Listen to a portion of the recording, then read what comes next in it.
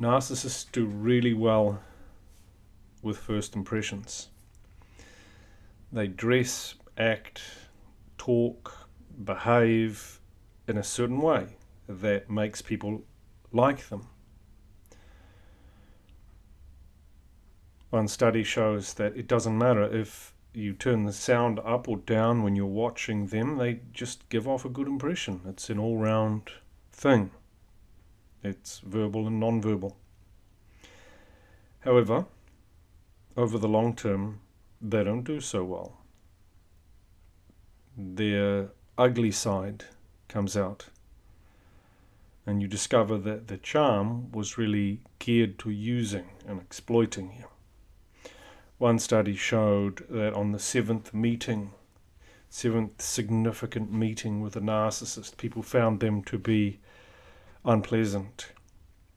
So you could argue they have a limited window in which to operate.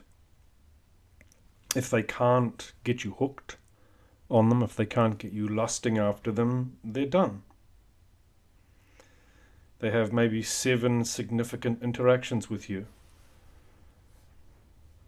This can be over a long period of time. They might be just loitering in the background, and then, your partner leaves you, whatever, going through a rough time, and then they strike. What this means is you're going to do a lot better if you can just hold fire, if you can just delay your judgment of people for a bit longer, not be quite so enthused about them. If you can get to that 7th significant interaction, then chances are you'll start to see the selfishness coming out.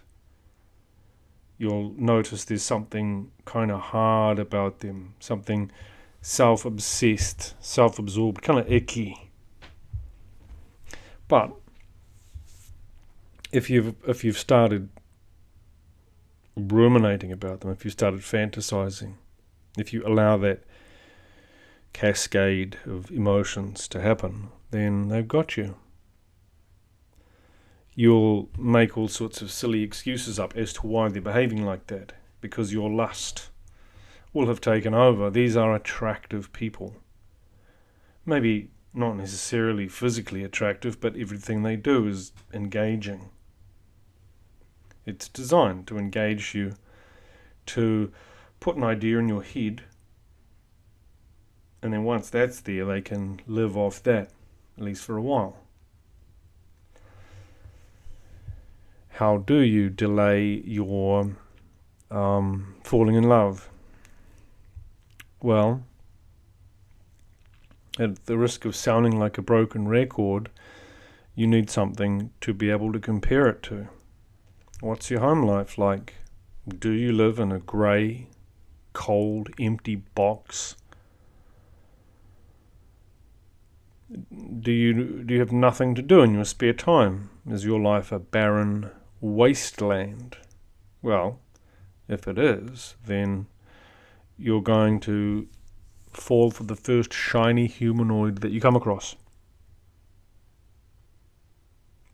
If the only significant thing in your life is people, you're in big trouble. So let's say you live a grey, neurotypical life. You do some job, and you don't really like it, but it's a job, and you can tell people you got a job. You're doing the right thing. But it's miserable. You can't stand going home. It drives you to deep depression. So you got to get out there. Maybe you just get out there on the internet. Maybe that's how you do it. You're never really there. You're never really home.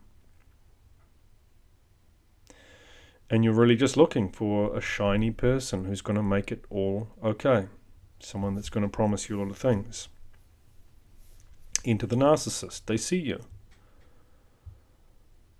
They spot you a mile off. There's something lost about you. And they hone in. This is someone I can exploit. That's what they're trying to do here.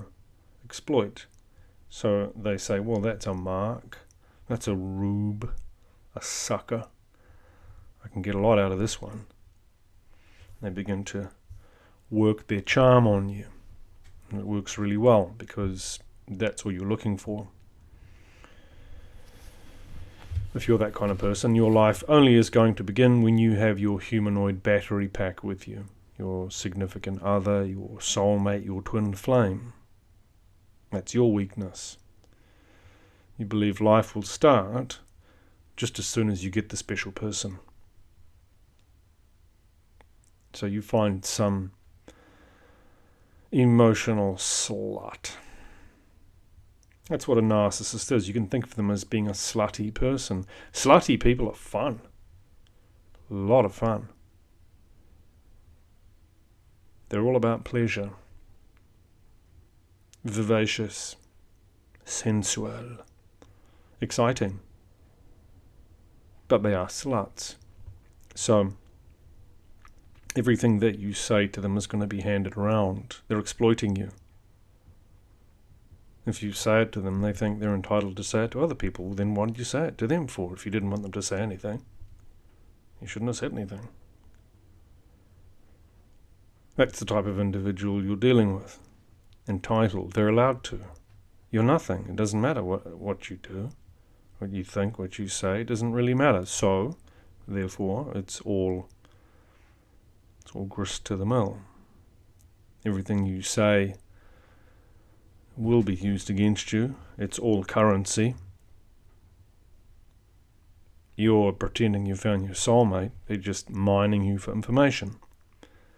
They're exploiting you.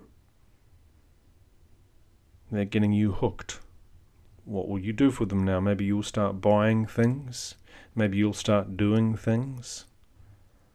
You'll validate them, and they need to be validated when they're a bit down.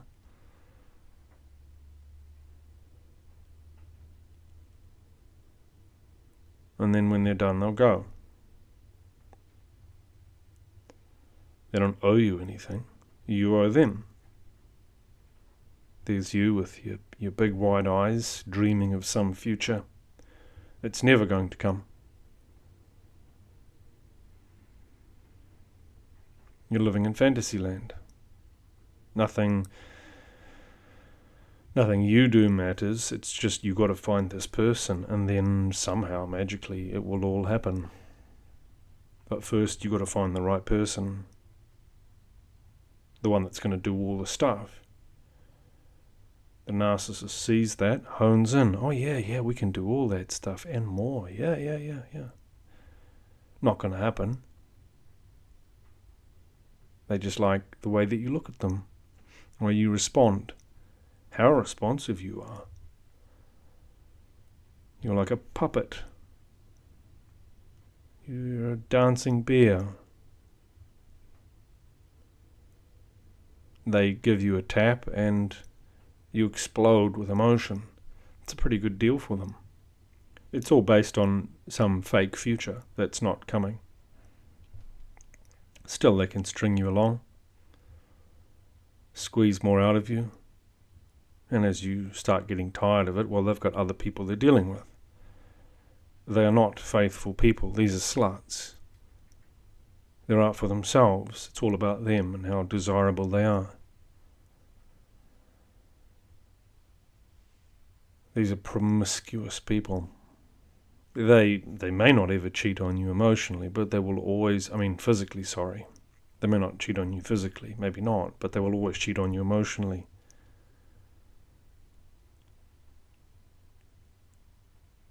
Always.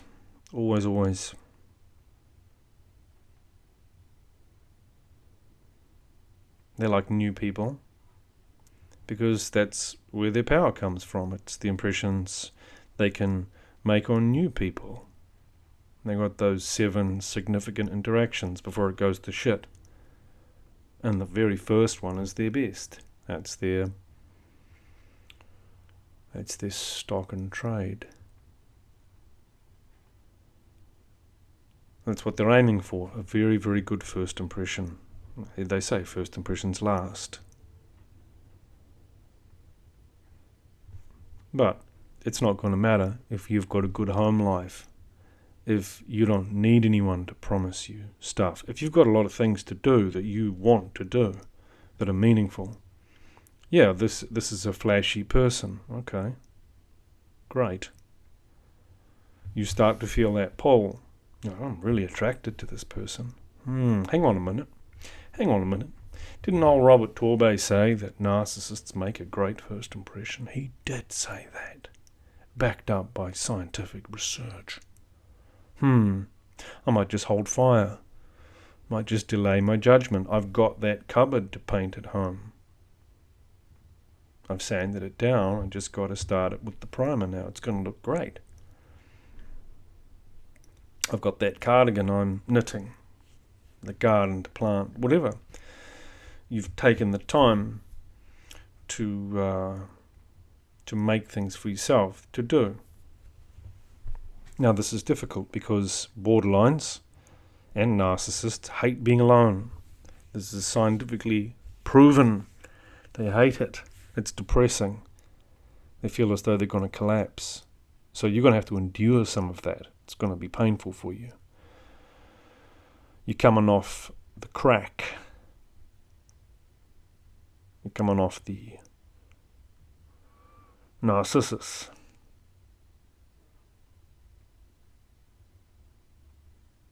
It hurts. You're alone and it hurts. What do? I don't fucking know. I don't care. I don't want to do anything. But you do. You figure out something to do. You keep it simple. Start with that. Maybe you do a little bit of one thing and then a little bit of the other, a little bit of something else, and you slowly work your way through multiple things at the same time. It doesn't really matter, as long as you're doing something, as long as you're moving in a direction. And then you collapse. You can't go on for a while. You take a rest. That's okay. No one can see. You're all right. When you're ready, you get up. Keep aiming your mind at your jobs and your chores, your tasks. Keep refocusing. Your mind's wanting to wander off and think about that special shiny person, and you just pick your mind up. No, we're going back and we're going to do this. After a while, you may even enjoy it. You may strengthen that muscle that moves your attention. It may get more powerful. It won't be such an effort. You might start to develop some excitement about the things that you have to do, and you'll see value in them. They'll probably be for somebody else, ultimately, but that's okay, and that's good. You can feel like you're a worthwhile person, not just some selfish loser that is selfish by proxy, that caters to a very selfish person and pretends that it's love, because you just want that return to that flashy first impression. But they don't want to do it anymore because it's, they don't get so much out of you now. You're demanding more and more for that behavior. It's less and less convincing. It's just easier for them to find somebody new, rather than having to negotiate with you and barter. That doesn't make them feel special. What they want is for you to think the world of them while they think you're a piece of shit. You're just a toy. You're a neat new toy, and then after a while you break. It's time to find another one. You never really meant anything to them. It's very hard to grasp what that must be like, to be so selfish. To be so insanely selfish. You might have to look back to when you were a kid, but even then you probably had some care and concern for other people. It's very hard to fathom. And maybe the only way to fathom these people is to consider when you are in a rage state. You're feeling grandiose and you want to really hurt somebody. And you only care about that. It's all about you. Your desire to to take revenge for something that somebody did. Maybe that's as close as you can get to understanding how they feel. It's all about what you want.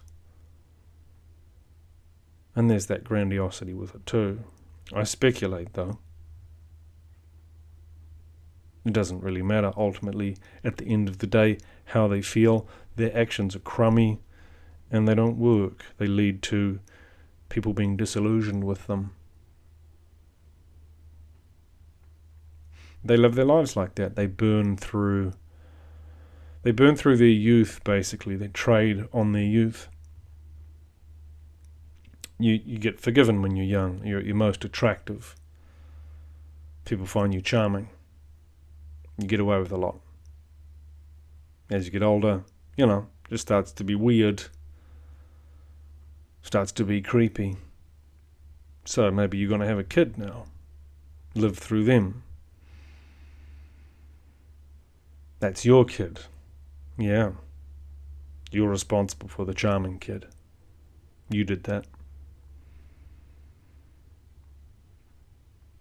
Still, an empty life.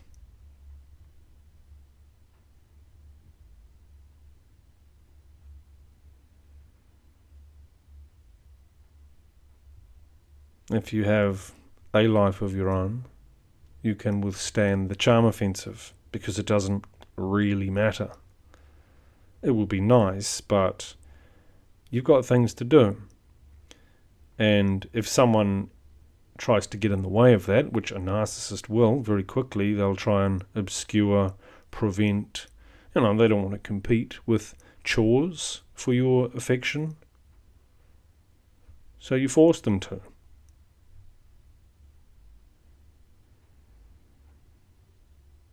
Your attention is elsewhere.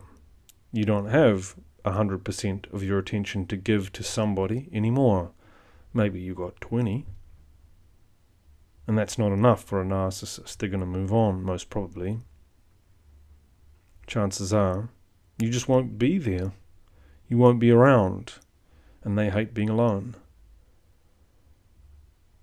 So, when you're alone, well, they can't be with you. Now they've got to find somebody new. And you'll see, this is somebody who doesn't actually care.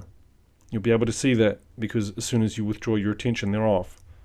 There's no loyalty there. It doesn't mean anything. You don't mean anything. You're just a source of attention, a source of money, care, concern, whatever they need, whatever they want. You're interchangeable. It's all about them.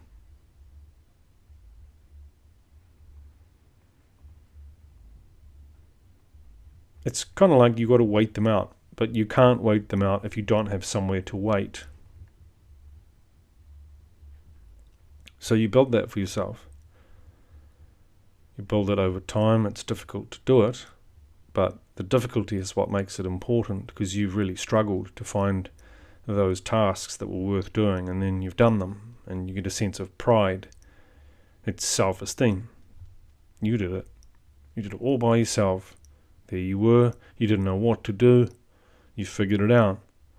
You thought, well, I don't know, but I'm going to try this. Oh, I don't know. Maybe not. You try it. No, shit, that didn't work. You try something else. It doesn't work. You try something else. It doesn't work. You try something else. Finally, something works. It probably won't be that hard, though. I mean, you can start with really simple things. I always think cleaning the windows is a good thing to do, a bit of newspaper. Maybe a dash of vinegar in there. Some people use a bit of salt. I don't think it really matters. I think the newspaper does the heavy lifting. Something about the ink. You clean your windows. You look out through them. Isn't that nice? That gives you a little boost, and then you try something else. On you go. You've now got something to compare the narcissist to. Something that's enjoyable. It's not necessarily easy, but it gets results. And you think, wow, this person's flashy and they're saying all the right things, but tell you what, those dishes need to be done. I do like a kitchen that's clean. Looks good. Now they have to compete. You might see their masks slip a bit faster. You're not worth it.